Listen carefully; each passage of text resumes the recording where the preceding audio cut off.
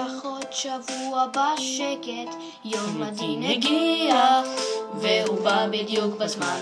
קיבלתי מהבוס בוכתה של כסף, שעזור לי להרשיע, שהשופט כאן יכריע. הבוס שלי כאן קצת מפתיע. 2.32, גלימה על הכתפיים, כסף במעטפה ממש ליד הידיים, הטוב והרע על כף המאזניים.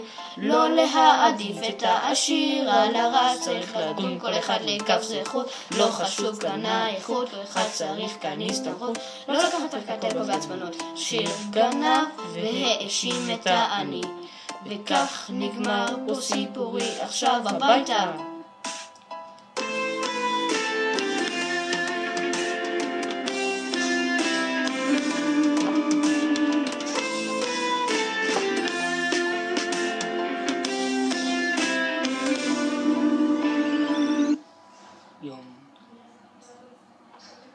יום הדין הגיע, והוא בא בדיוק בזמן.